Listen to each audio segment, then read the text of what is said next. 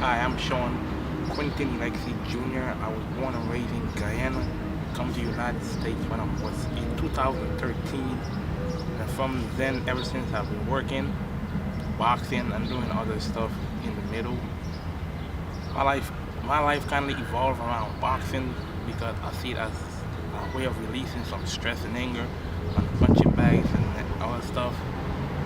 Simply, my life was kind of rough past and even now, but I'm still fighting it off because I get the will to go on and never give up on what I believed in and what I do.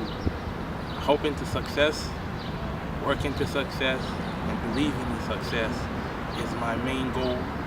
And basically, I'm just a normal person living in a stressful world. You don't play boxing, you do it. It's considered a hobby, as which people would say, but it's you hurting some people and people hurting you. My story is started because everyone sees my potential, sees my strive, and it's kind of people trying to pull me down, but I still fought it off. They put obstacles, I fought it off. They put themselves, I fought it off. But like they just don't stop. They just keep coming, keep coming, keep coming. But I still prepared to fight until I have no breath, and until God gives me more life to fight it off again. Yeah, actually, I kind of fit in a little bit with football, but boxing is my main priority. I don't. People comes and go. Different coaches, different sparring partners comes and go. But I still move on because in the end, it's to benefit me and what I'm doing, and when I get my family, also my family. First day was kind of an excitement, but when they see that I'm going to success, it switched. The dynamics of the family switched and start talking all these different gossip rumors and looking at Muhammad Ali passed and myself being in boxing. And I always tell them that you can't compare Muhammad Ali to me because what happened to him could never happen to me, which it could. But it could happen just by me walking out the door and getting hit by someone in the head and I go bizarre. There are no dangerous sports, it's just that the results makes it dangerous. It's how you carry yourself and what you do to better yourself not to get hurt. You don't have to necessarily hit to win the fight. You just gotta touch the person to score points and then you win. Knockout is just a form of ending the fight with style. Those are my tournaments. Now I'm moving on to amateur career, so it's a different dynamics. It's more bigger people, more better people, and more skillful people I'll be coming up against. Now I'm preparing myself for all results whatsoever should come to me. I have a dislocated shoulder and no one ever knows. I trained and fought with it. But in the end, it kind of slipped back in place by itself.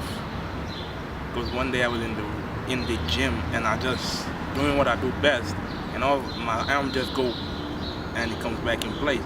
But ever since then I have a problem with my left shoulder.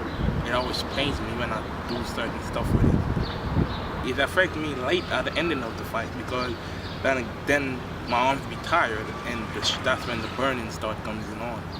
It's minor and sometimes the injury is be temporary. It could just happen tomorrow you're strong again. Depends on what you do and how you get hit and how you get injured. Basically the injuries could come from you not even fighting. Injury could come from you running, punching the punching bag and hit the bag in a wrong position and you broke your wrist. Sometimes you could just jump in ropes and slip and broke your leg and broke your ankle. Often injuries come from everything. It's just not one. Being in the ring is just from everything basically. Because sometimes you get hit in the head and you lost your memories for the fight until like a week or so you get it back, or maybe it takes a month or years to get it back. But all these things people keep telling me about boxing, it just motivated me more not to get injured by these people. Whenever you start boxing, like for me, I started boxing when I was 6 years old.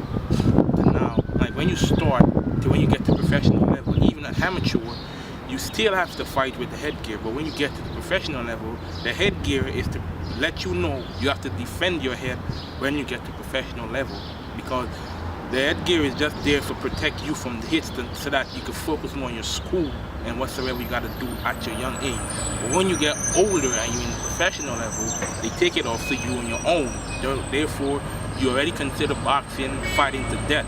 People get killed in the sports, but they getting killed doesn't mean I'm gonna get killed. Doesn't mean that I'm gonna be put myself not to get killed.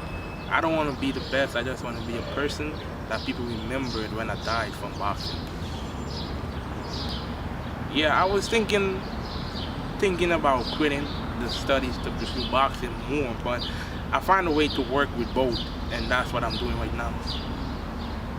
And your work, how do you incorporate your work with your time with boxing, and how do you manage all that? First I used to work full-time, but I realized the full-time job takes a toll on my schooling and on my boxing, which makes